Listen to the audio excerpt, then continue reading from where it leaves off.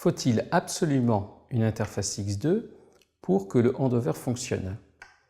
Le handover est-il possible quand le terminal change de MME?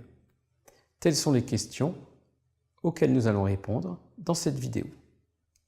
Nous regardons les principes généraux du handover basé sur S1 lorsque les deux stations de base sont connectées au même MME et à la même Serving Gateway.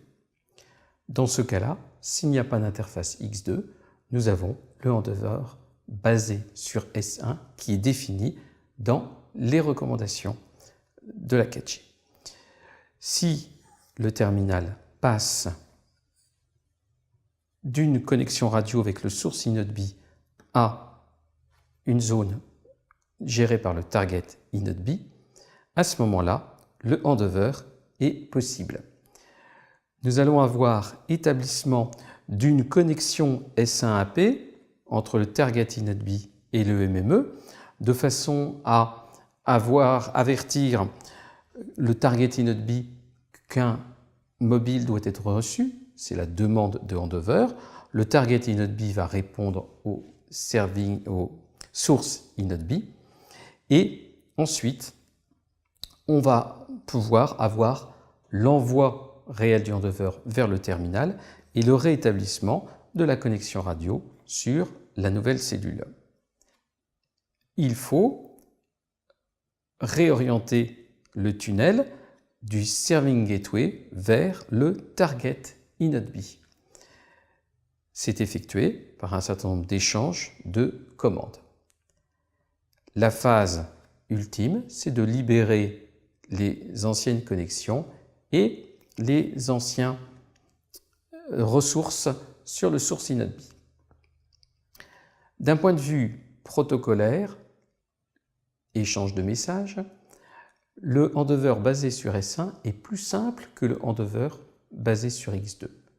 En revanche, étant donné qu'on doit modifier le tunnel et qu'il n'y a pas de tunnel de réacheminement, il est plus probable qu'il y ait quelques pertes de paquets. On peut avoir un handover basé sur X2 lorsque l'on change de Serving Gateway. On va retrouver une configuration avec plusieurs tunnels établis et si l'on regarde ce dessin, on voit que le flux de données, lorsque le handover commence à être exécuté, passe par le Serving Gateway source pour la voie descendante et est établi directement pour la voie montante.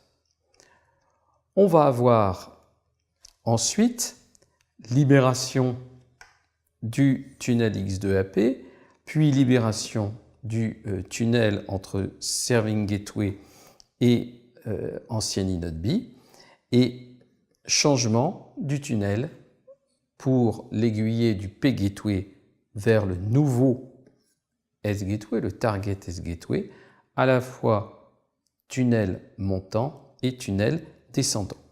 Nous voyons ici que l'échange de données se fait maintenant directement, quel que soit le sens de transmission. La phase ultime du handover, c'est bien sûr toujours de libérer les anciennes connexions et les anciens tunnels. On a aussi un handover basé sur X2 lorsqu'il y a changement de MME. Là encore, c'est un cas rare. Le handover pour changer de S-Gateway est rare puisque un S-Gateway couvre typiquement une région, plusieurs régions, et un MME pourrait presque gérer un pays tel que la France. On va avoir quelques MME. Donc, le nombre moyen de personnes qui ont des flux établis et qui changent de MME est beaucoup plus faible que le nombre de handovers d'une cellule à l'autre. C'est donc pour ça que nous avons indiqué que c'est un cas rare. On peut avoir aussi le handover basé sur S1 avec changement de S-Gateway. Dans ce cas-là, on a encore une configuration un petit peu plus simple que pour le X2, mais même phénomène, plus de risque de paquet. On va rétablir le tunnel, réaiguiller plutôt le tunnel du packet gateway vers le target S-gateway. Le handover basé sur S1 avec changement de MME est également prévu et c'est aussi un cas rare.